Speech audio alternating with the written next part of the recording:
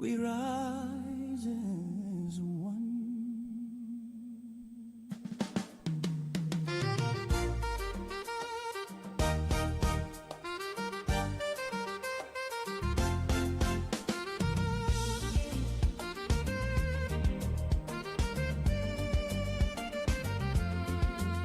From the pharaohs of Egypt to the super eagles flight, the Atlas lions roar with might. The elephants of Cote d'Ivoire charge ahead, Teranga lions never dread. The black stars shine in Ghana's sky, Bafana Bafana dance, spirits high. The Sablé antelopes leap with grace, and the desert foxes set the pace. One Africa, one goal. Feel the passion in your soul. From the mountains to the shore, we play for pride, we roar as one. Moj Africa, Mojando, More Africa, one dream. Uma Africa, umenti so. More Africa, one mindset. Moj Africa, Mojando, Uma Africa, one mindset so. A wonderful afternoon to all of you out there doing the listening. Welcome to 97.3 Citi FM. Inside AFCON is live. Benjamin Nketia live here. We'll be doing this with Bernard Abekwatri, Sedinam Edmond and Manuel Kwache. You out there doing the listening obviously can join us via text, WhatsApp and Telegram. 0549 0539 986 996 0539 986 996. Show is live on X or Twitter. That is Citi 973's official X or Twitter handle. The Panthers of Gabon climb the tree. The scorpions they burn bright, and the leopards of Congo fight the fight. We're also live on YouTube at Citi Sports GH. The Panthers of Gabon climb the tree. The scorpions they burn. So there's a lot happening.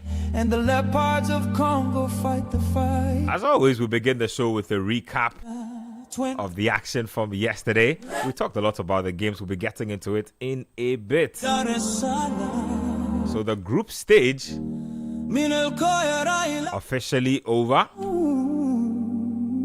Okay, yes, we have some matches to play today. A couple more, but this is match day 3 of the group stage. So I guess it's a few more matches to go, really. If you look at the fixture tree, today we have Tanzania versus Tunisia. There's Uganda versus Nigeria, Benin, Senegal, and Botswana versus DR Congo. That's the lineup of matches for today. I believe the group stages end tomorrow, and then Thursday they will take a little break before the round of 16 officially gets underway. But let's talk about the recap of matches from yesterday with regards to the AFCON, and then we can proceed to talk about some of the action that we will see today. Let me start off with that game between Angola and Egypt. Abeku sent me a very interesting video of an Angolan player basically crying wolf about how they tried and kicked and puffed and huffed and did everything possible, and still it just didn't work for them. I don't know how you play 3 games in an AFCON, not win a single one, and somehow put it down to hard luck. I don't think that's really how hard luck works. But let's start off the conversation on that note. Abe, 0-0 is how the game ended. Egypt, much rotated side. Angola knew what was at stake. Some way, somehow, still couldn't get the ball into the back of the net. It's a shame, for Angola to play a tournament in this fashion. What was the approach coming into this tournament, for example? One would want to find out. I mean, you come into a tournament knowing which team is stronger than you, which team is not, and plotting your way out into the next phase of their competition. Look, this is the expanded AFCON. Yep. And it's a shame that in an expanded AFCON, Angola fails to get through to the next phase of the competition. You know, Riley against an Egypt side. In fact, as at now, they are fourth on the third place ranked table. Fourth on the third place. Other results are going to come in today. Good. I was just about to say that. I mean, if you look at the results that will probably come in today and tomorrow, it's a very high chance that they'll be knocked off that perch and they are likely going home. You play against a side that's not having the Mo Salahs and Mamouche and Co starting, and you are struggling in terms of how to organization on the pitch of play, for example. And I watched the game and I was filled with a lot of complaints because I didn't see how smooth the game. Well, if you even want, how they were going to get an all-important goal that would destabilize the Egyptians, to force the coach to say, look, I made a wrong decision by introducing the guys who playing for El Ali and Z and what have you in a setup. You know, let me just throw my wild card in. But unfortunately, all the 4 shots they hit on target didn't fetch a goal, and it's sad from Angola's perspective. Look, they sacked the other coach, the guy who came to Ghana. I feel this guy too should be sacked. Patrice Baumel. Yeah, Patrice. Patrick. So this is 5. If they do get eliminated, like I said yesterday, this will be 5 group stage exits in the last 6 tournaments. Isn't this shameful enough? 5 group stage exits. We are Ghana, at least. Anya Krano. We go. Don't go there. We're not there. You've not won a game. You've not won. But we go and get out of Abeku, you have not won a game. Last group stage, they don't go out. Hold on. Let me remind him that. Let me remind him that he himself, he has been to more concerts and enjoyment places this Christmas than Ghana has AFCON wins in the last 2 tournaments. Let me tell you that for a fact. Let me tell you. You've enjoyed yourself more this Christmas than Ghana has AFCON wins in the last 2 tournaments. So as for Ghana, don't bring them in. Okay, anyway, so that's the word on them.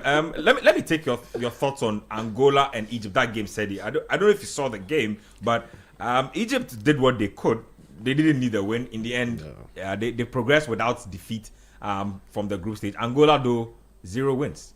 Well, for Angola, good afternoon to everybody doing the listening and watching as well. But for quickly to Angola, before I get to Egypt. For Angola, when you look at this Angola team and how they played, it should just tell you the state of the Black Stars going into what you think would be. Go there. No. You see that game that Angola took their time, wanting Ghana to beat them in Kumasi. Yep. I was there at that game with Abeku.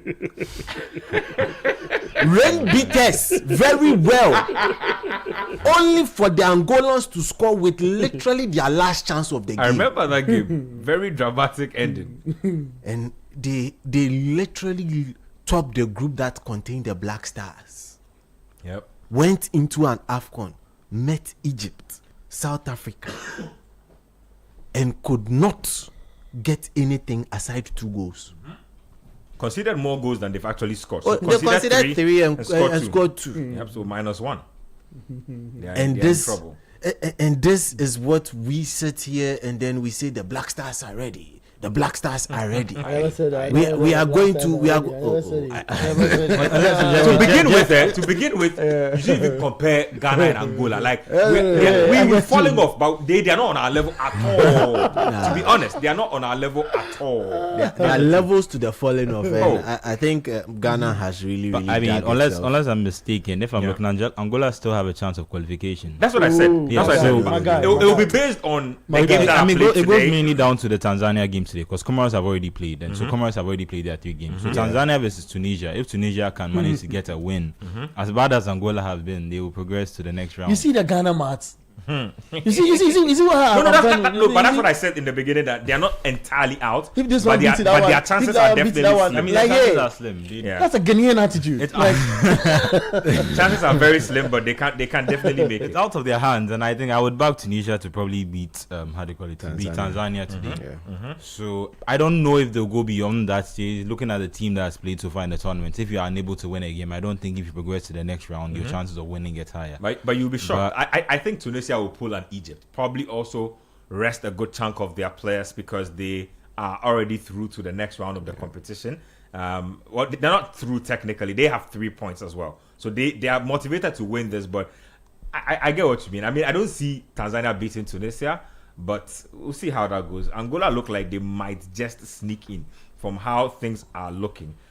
Benin, on the other hand, are possible party poopers, but Benin are second on that table, and then you also have Sudan in that mix. So I get what you mean by Angola might just sneak through, but it's just one of those things. It kind of reminds me of the situation Ghana found itself in during the Cote d'Ivoire AFCON, where at a point we just needed a favor to be able to get through. I mean, don't touch the ball. Yeah, and some way somehow we couldn't do it. But that's the word on that particular game. Let's move the conversation on and talk about another game that happened yesterday. The derby, the regional derby, Zimbabwe up against South Africa, was a cracker. 3-2 is how the game ended.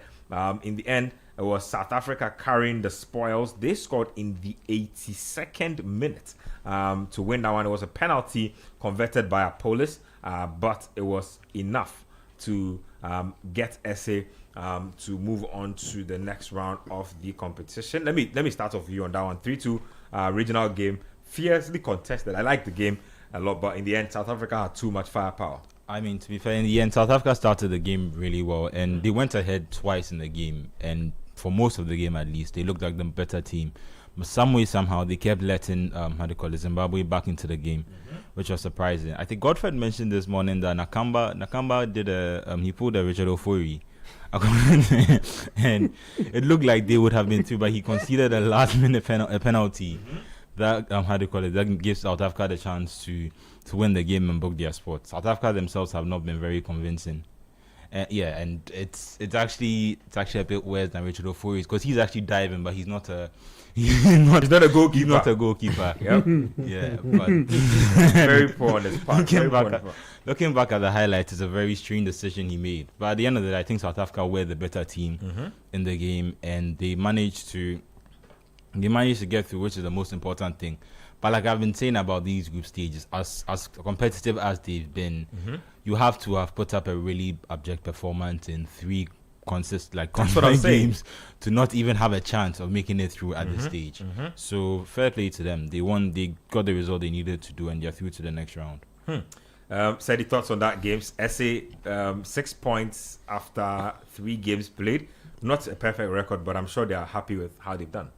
Certainly, they'll be happy with how they've done, and this is one fixture that I feel they would have really loved to play, because they constantly keep beating the Zimbabweans. They beat them in the qualifiers for the World Cup as well in that particular group, and for me, they are just good enough to get through to the next stage in the competition from their group, because the other teams were actually also not really serious.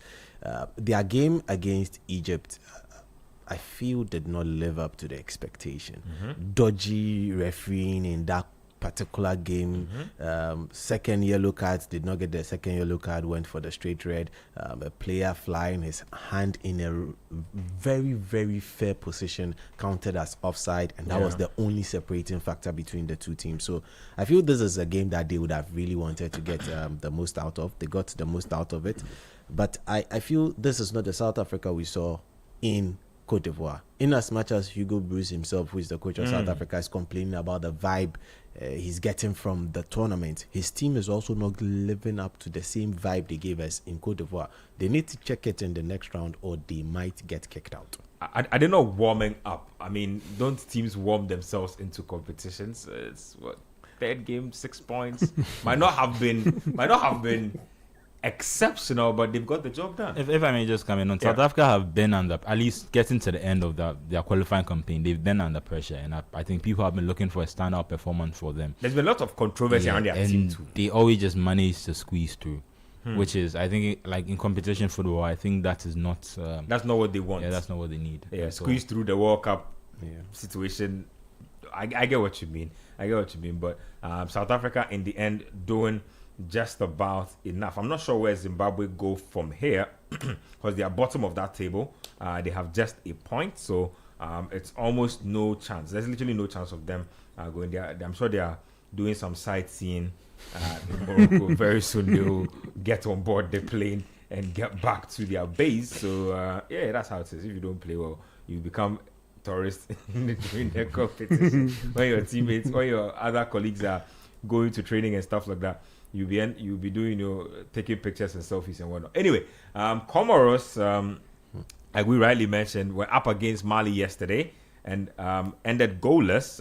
Mali picked up a red card in that game as well, but they also look sure to qualify to the next round of the competition. They have 3 points, but it looks like 3 points will just be enough to get them through to the next one. As it stands now, they've literally qualified. Comoros, even in that group who are third, have a chance of qualifying. Or no, Comoros' chances have been diminished because Comoros couldn't pick up a win. They needed a win against Mali to be able to get in. They couldn't get that win. So Comoros are essentially out of the competition. Mali, on the other hand, I'm not happy with them. Said talk to me about Mali. I describe them as the Spurs and Dortmund of African football, but some way, somehow, they can't share that tag. Like, they always will find a way to disappoint you when you expect a lot from them, and it's not for a lack of quality players. No, I feel some of the decisions that have gone against them at the tournament have not really helped matters for them. For instance, that red card that Haidara got yesterday, in my opinion, watching the EPL and how laws have evolved, should not even be a yellow card. It should not even be considered as a yellow card because the player literally, Haidara kicked the ball before having before the making contact. The player literally smacked his leg into him. So how does that then become a red card? Some of the officiating at this tournament, that's why the African football is where it is. But again, don't do that. No. Because look. That officiating, I think we've seen improvement. You wait, hold on. Let me give you instances. Yeah, first game, that first penalty against Comoros was never a penalty. Number one. Number two, that penalty against South Africa versus Egypt was also never a penalty. Number three, this particular red card is never a red card. But there have been a number of counts. If you look at the Premier League and games that unfold week in, week out, our decisions have gone bad.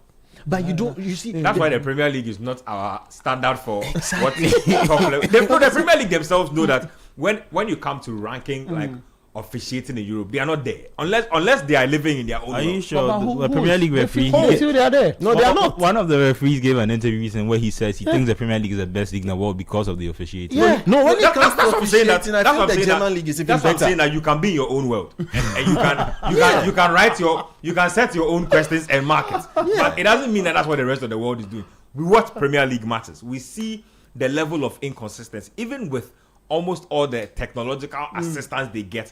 Sometimes it takes them a ton of time to arrive at like basic decisions, and so I don't. They can do that. I mean, and look, if you're a powerful federation, your referees will end up going to big competitions a lot in droves, and those things can give you a false sense of reality that officiating in your league is actually good. But hey, what do we know? Anyway. But it's FIFA. Which is giving these referees the approval. FIFA is a political organization. Then the whole football system is a political stream. Hey, I've said on multiple occasions that there is more politics in football than actual politics. That's true. If you know, you know. No, it's true. That's what it is. That's true. So that's what's going on. If there was not, if there were this politics thing not dancing in football, tell me what business has Infantino got frequenting the White House? No.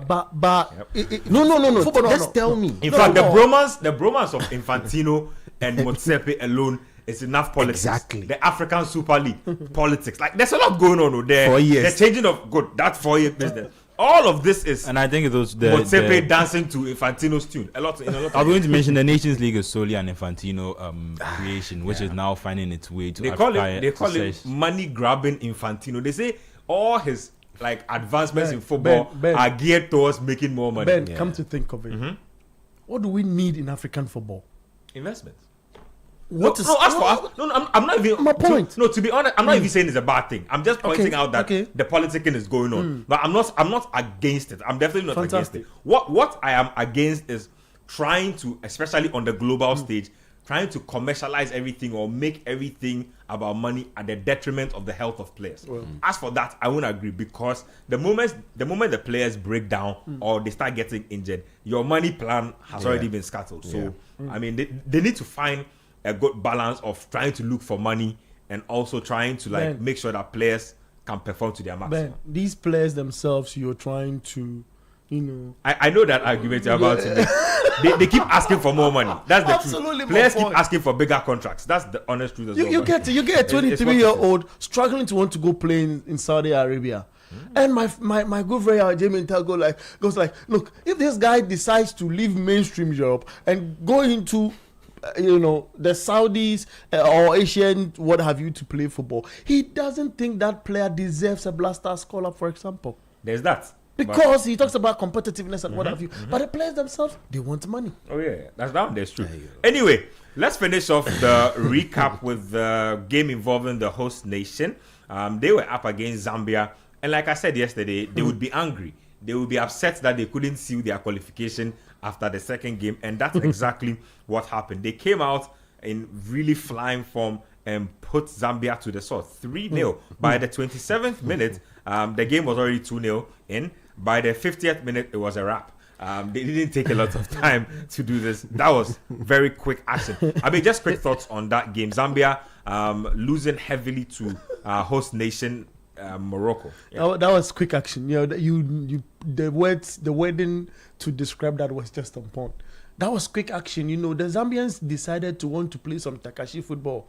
Like if you go to roots football where we used to play small poles, you see that aggression that a certain side starts with. It's the same approach that the Zambians came into, the game with. And it's shocking that, upon all, see, the host nation had the game under control. They knew they had the number 12 already sitting, and all they needed to do is entertain these guys, who've come into the arena to support. And it was just that. So when the people started doing their Takashi and moving all of that, they knew that these guys were not going to hit a shot on target. The Moroccans, they had a stream. They had a stream of really blocking them and letting them play the ball in their own halves. Then they forced them to, okay, we give you the ball, you give it back to us. So it was just like roots football where it is one way, one side dominating, and it's not as if you see people have criticized Morocco and their performance in this campaign, but I feel a side like Zambia should have exposed them a little. I know it's sensitive, people might want to argue, but my point is that if you are physically strong and you meet a side that's placed with a bit of flair, you should be able to capitalize on that. You go in on hard tackles, and then you stop them from, coming in without flair. You can ask Newcastle United when Barcelona visited them. That's a physical side. You will be passed to death. Before you know, by the 30th minute, you are gassed out because you've spent all the time chasing the ball. Exactly what was happening to my friends. Yeah. Exactly. And I've been disappointed in Patson Daka specifically because big player, big experience. You'd expect that in a competition like this. It lies with the team. Facts. But I also think that, again, like, he should have put himself up a bit more. Yesterday, I thought the goalkeeper was really good.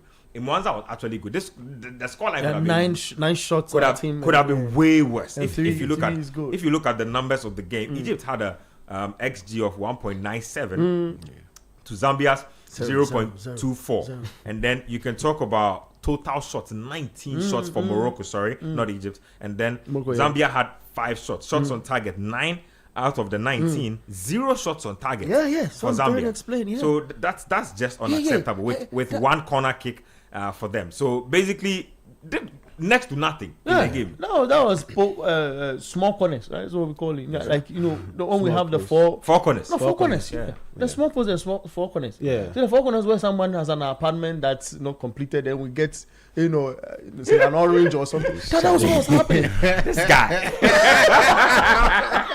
Interesting stuff there. Yeah, but that was it from Zambia. Yeah. Totally disappointing. And they get the ball and then they return it to the Moroccans, say, come and attack us. Yeah. And then we sit in. They were pretending as if, or they were behaving as if they were already 3-0 up, the Zambians, and then they had the game under control because the mistakes was too much. They were they were forced to play the game according to Morocco's tempo. That's it. Just to give some credit to Al-Kabi, he has also top scorer now, has 3 goals with Brahim Diaz, who scored again for the third consecutive game for Morocco. Yeah, he's you an mentioned incredible this. form. No, Diaz is He's what Madrid is missing. Top player. They don't play him too. They don't play him. They watch all the things they don't play. Meanwhile, Morocco are the top scorers in the competition now. I think they scored 6 goals. 6. The next batch of teams have 5, I believe. So Morocco doing their thing as far as this competition is concerned. Let me see if I can get a few messages in 0549 or 0539986996 0539986996. It's inside AFCON. Sedi? Quick one on Zambia. I feel Zambia have fallen off more than the Black Stars. But Zambia, they were already off. They were not off. They recently won the AFCON. Have you seen Ghana win an AFCON? Somebody said that. How many trophies? Hold on. No, wait. Have you seen the Ghana last time win your an country won AFCON? an AFCON was black and white. I've not seen the Black Stars. Have you seen the color? I've not seen the Black Stars win AFCON. That's what I'm saying. I've seen Zambians your age have seen their country win an AFCON. That's the difference. No, true. All facts. And it will surprise listeners that since that particular win, Zambia has not won a game at the AFCON. Since they won the AFCON. That's crazy. They are yet to. but for Ivory Coast, but for Ivory Coast, if you're having Didier Drogba in your setup, if you're having that Jovinho, if you're having Kolo Toure, if you're having some names are even escaping. Look, and you can't on the spot, hit the ball into the net and win an AFCON after 90 minutes plus extra time. That's a problem.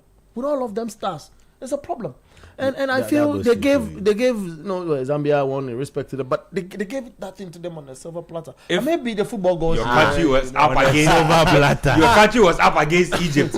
Ghetto did his thing from the bench. Where were your star players? and I bet we should try and explain this one. The same players, the same players. The next final, you had the opportunity. You went to start playing penalty well. That was the only penalty that Ghana started well. We have never been good. I'm coming. We have been good. We won under 20. We've tried. Hold on. So we were good.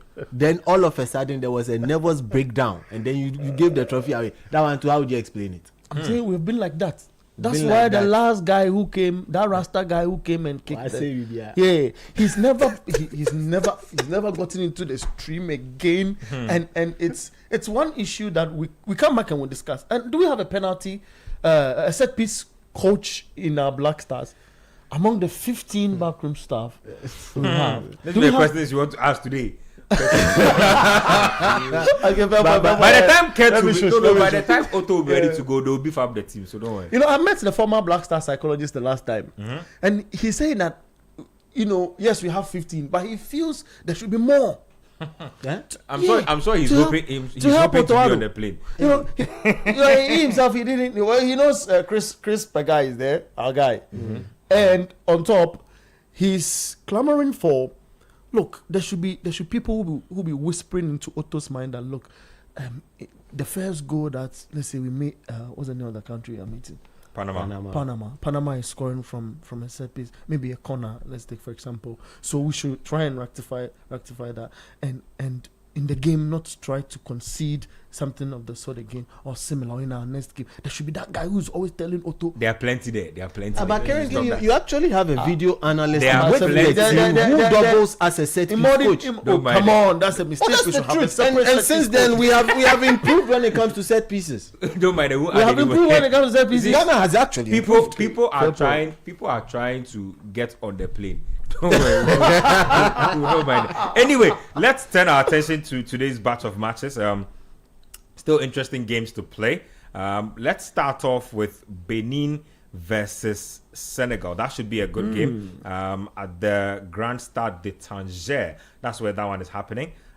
So it should be a really good one. Now, Senegal are joint top of Group D with 4 points. They need at least a draw to secure a place in the knockout round.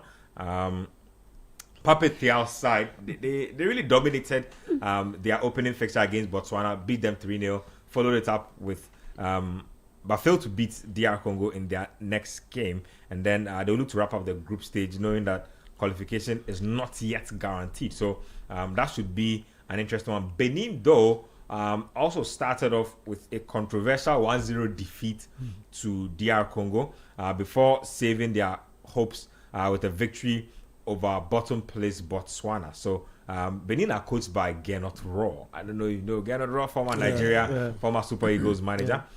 They were really dominant in that game against Botswana, but were unable to sustain that control. But in the end, should be a good game. If you look at the head-to-head, the two teams have met 3 times at the AFCON. Senegal have won 2, and the other 2 have ended in the draw. So Benin don't have a win against Senegal.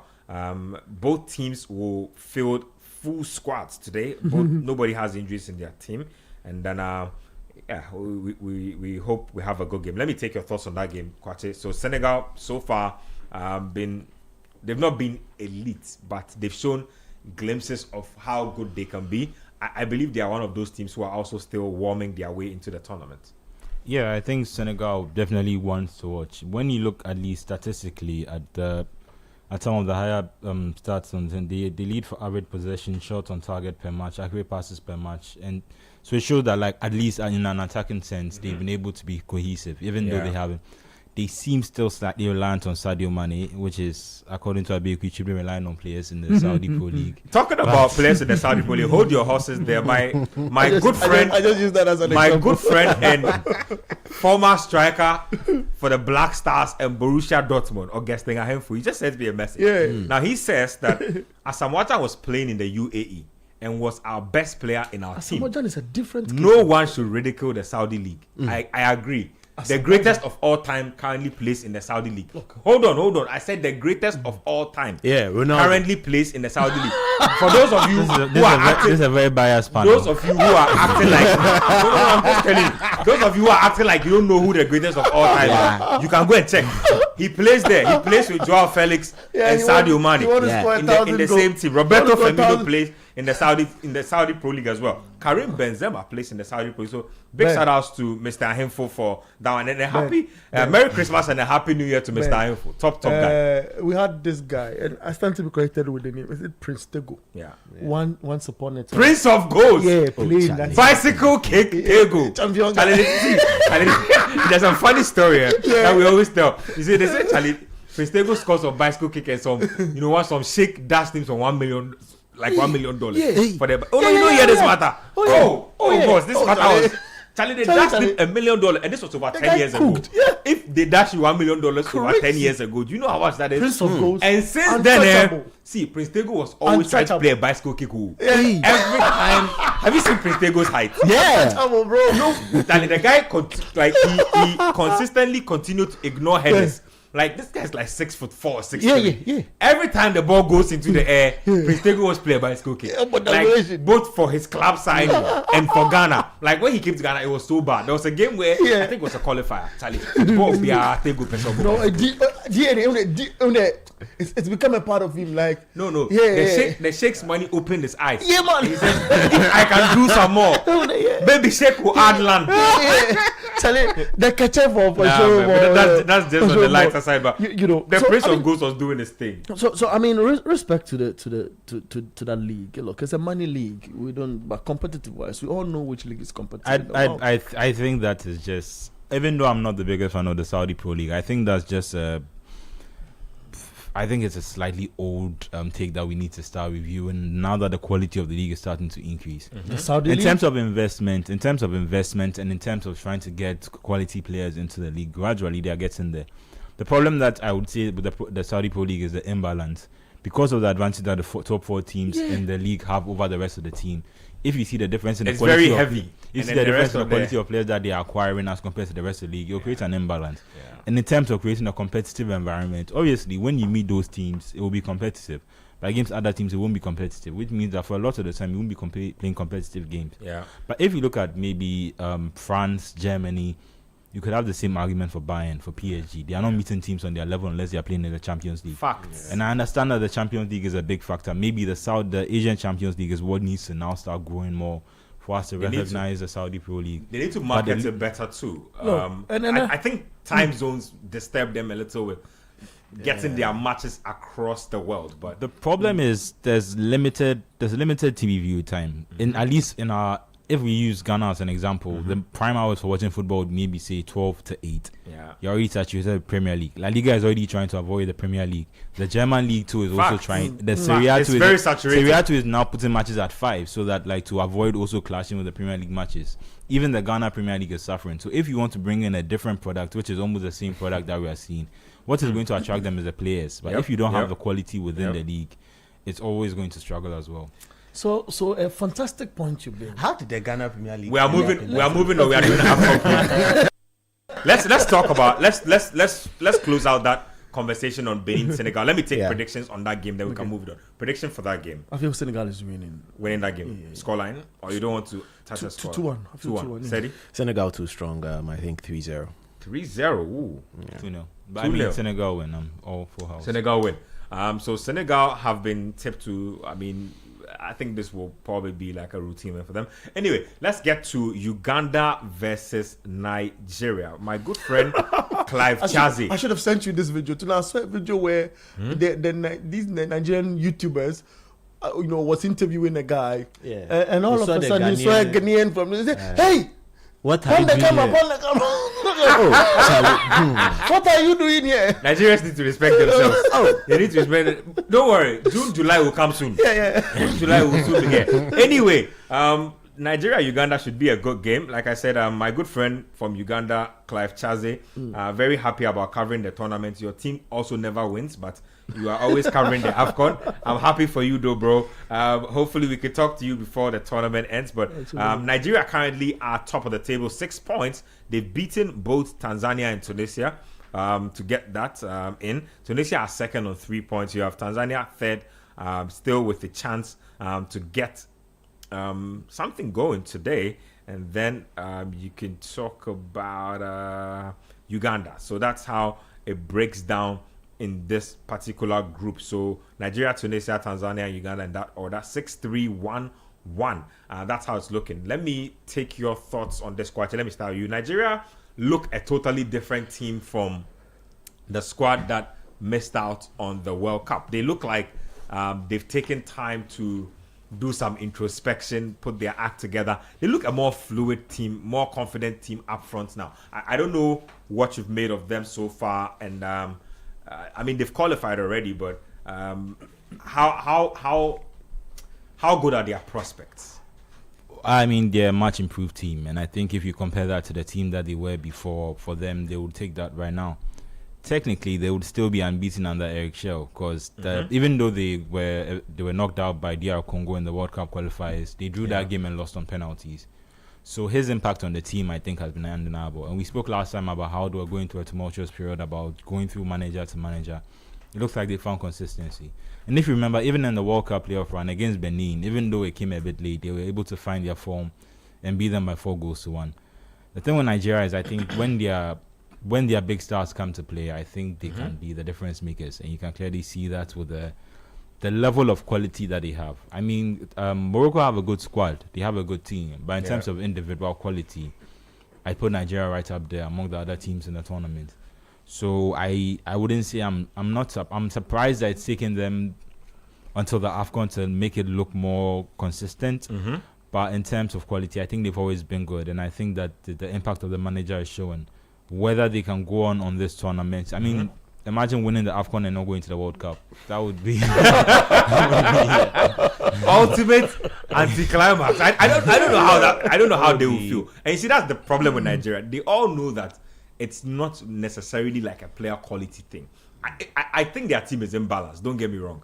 Like, they have a very attack heavy team, not so good at midfield, and an aging defense. And you have to also include the fact that they lost their captain just before the tournament started. I don't know if they were aware of of whether he was going to retire before, or whether it came as a shock to them, and they had to also then find a replacement. If I know Nigeria well, it probably came as a shock to them. In some way, you have to give them credit for being able to find the right balance and not letting it affect them. You're right. The squad, in terms of the quality, it's not equal throughout the whole team. But I think that's where you need the leaders to come in, and then I don't know how many experienced players they have. I don't know what the issue is, the issue with their goalkeeper, what's still going on, whether they've been able to sort that. But they've started the tournament well, and I think they just need to try and build on that momentum, because they are one of those teams where when it's a bit like Everton in the Premier League, like when it's going really well, everyone is happy. The minute it starts not to go well, it can turn a bit, and I think they just need to try and build on the positive momentum they have. They are a powerhouse, and so the expectations for them will always be high as far as the Super Eagles are concerned. But that statement you made is very interesting about if they do end up going on to win the AFCON and then won't be at the World Cup. That's just, it doesn't get crazier than that, honestly. It really doesn't. But let's talk about the Cranes of Uganda. Once upon a time, were a pretty decent side, but Uganda are in trouble. Now, they face statistics close to what Angola had. Now, look at this. So, they are looking at a 5th group stage exit in 8 AFCON tournaments. So, they are group stage exit specialists. They specialize in exiting at the group stage. The second spot definitely looks out of reach for them. They are coached by Paul Potts. Very interesting man. Yeah, Paul Potts is the head coach there. Look, a failure to win will mean that they've been eliminated from the AFCON. Again, also another very dire stat. They've been eliminated from the AFCON for the 6th time without registering a victory. Yeah. Failure to win today means that they've been eliminated from the AFCON 6 times without registering a win. Sounds like the Black Stars in the last 2 tournaments. Anyway, so that I know I'm just saying. So they went winless in the 1962 tournament, winless in 1968, winless in 1974, winless in 1976, and winless in 2017. So Uganda have quite some work to do. They have done some decent investments in sports generally across board in their country. Football, though, seems elusive with regards to their prospect. Let me talk to Sedi about the Cranes. Not doing great, repping at the tournament. Now they have a tough task against a Nigeria team that are feeling extra confident. They don't need to win today, but I have a feeling they might want to do it just to send a statement out there. Well, for the Cranes of Uganda, they find themselves in a very difficult position. You can't fault them for the group they are in. They've got 2 teams that are far off, and then 2 teams that are close. The 2 teams that are close are neighbors.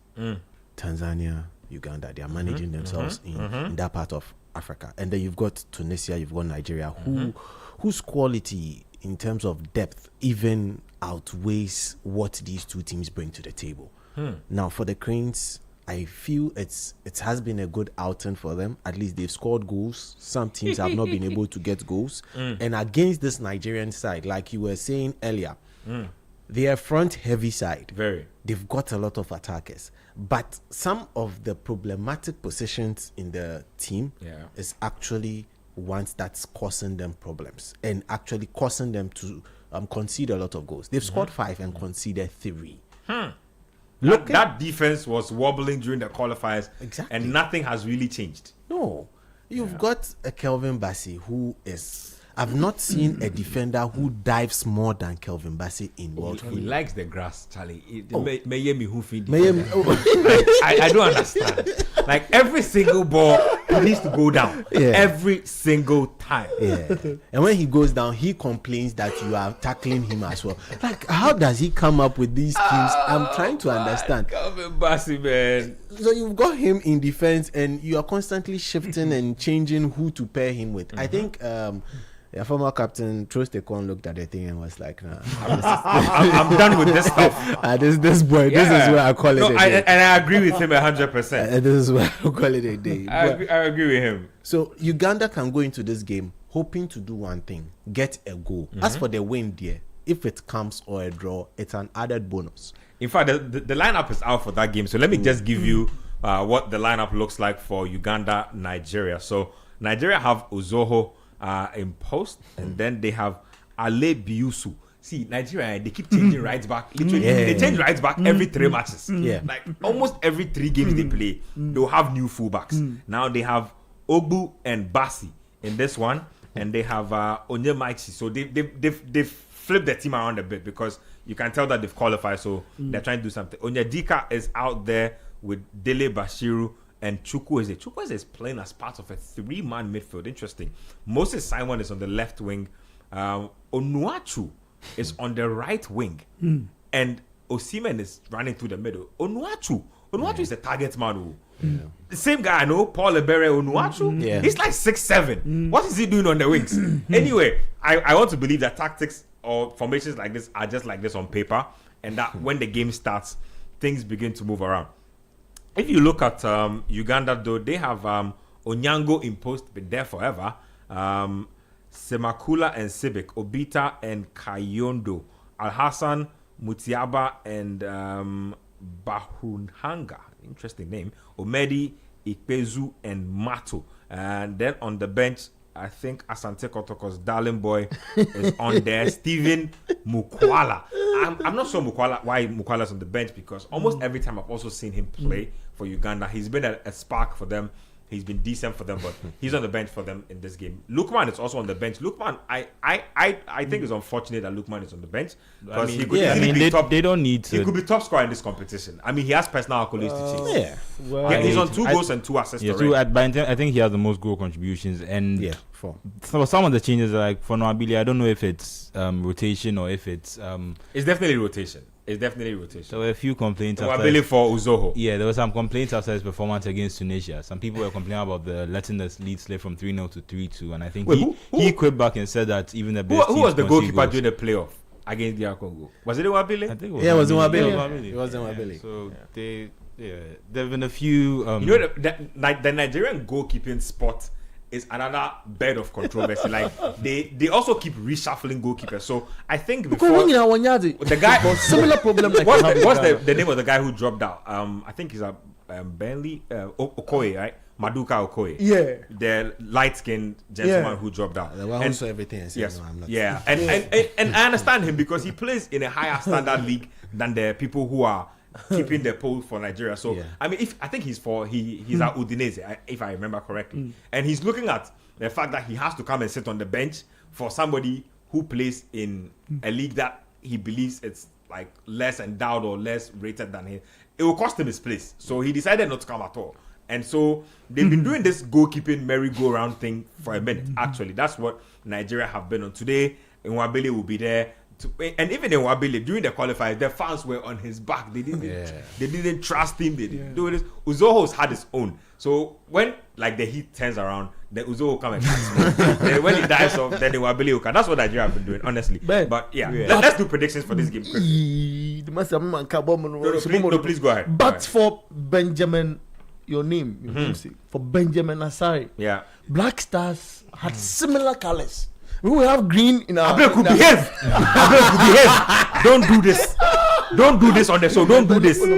Benjamin clean sheet Asari. Oh, Charlie! But for him, would the Nigeria, we have green in our national colors. Tell Asari that his good performances, he should bottle it like a potion, because we will need it at the group stage of the World Cup against the likes of Luka Modric and against the likes of Harry Kane and Phil Foden.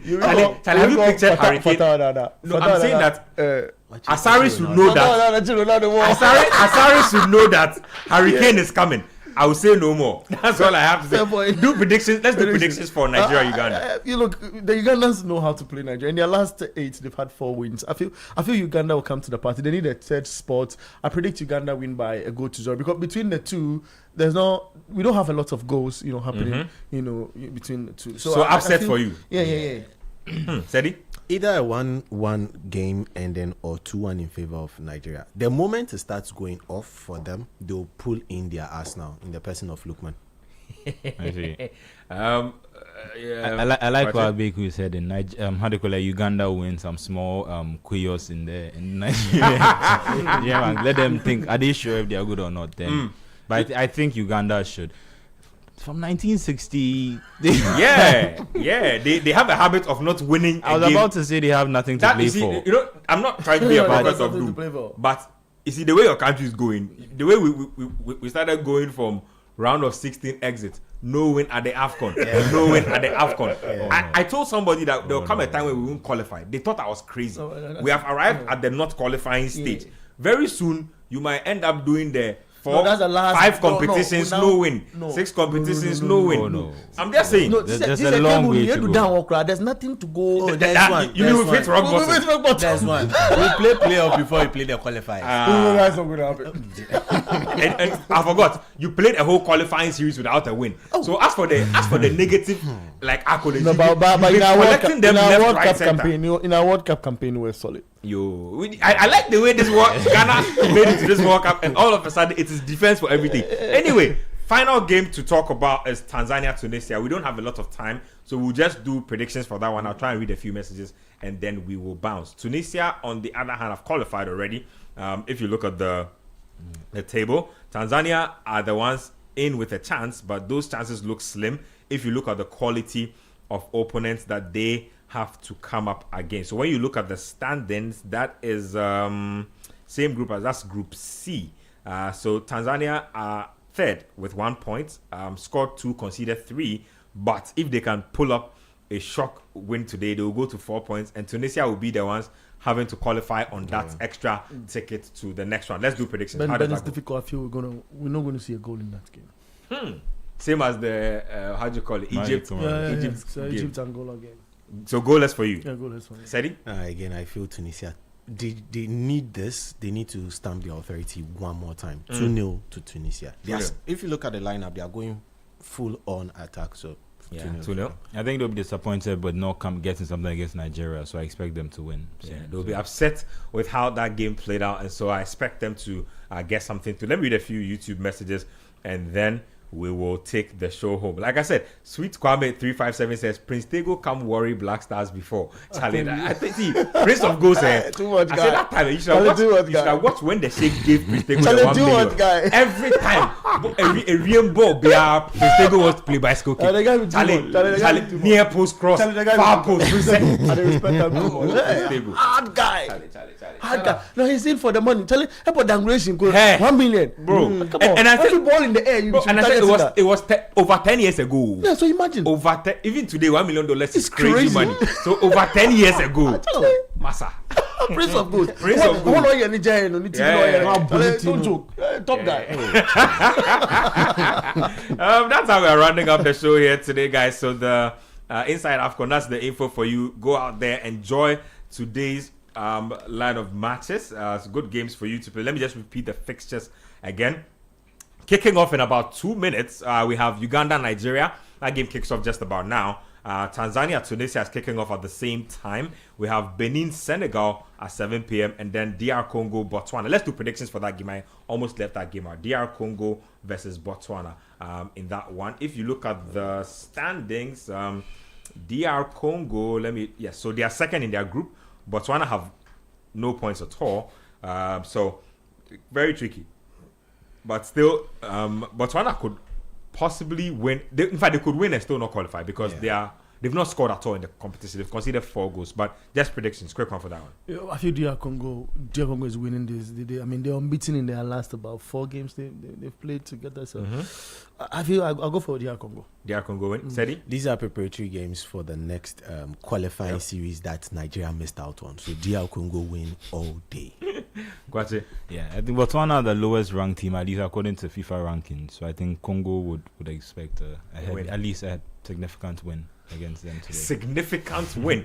Thank you very much, Manuel Kwache. Thank you very much, Sedi. And thank you to Bernard Abeku Otre Deswanyako with hands in the studio. This has been your show, Inside AFCON. I'm Benjamin Nketia. This is how we sign off on here. DJ Mingo will come and take over again. The jamming was really nice before we came in. Hopefully it doesn't change and jamming will continue. It's still holiday mood even though we are working, but yes, that's how we bring the show down. Thank you very much. The show will be on YouTube, Citi Sports GH. If you missed it, you can catch it there. Until then, we'll see you tomorrow. The Super Eagles flight, the Atlas Lions roar with might. The elephants of Cote d'Ivoire charge ahead. Teranga Lions never dread. The black stars shine in Ghana's sky. Bafana, Bafana dance, spirits high. The Sable antelopes leap the desert foxes set the pace. One Africa, one goal. Citi 97.3.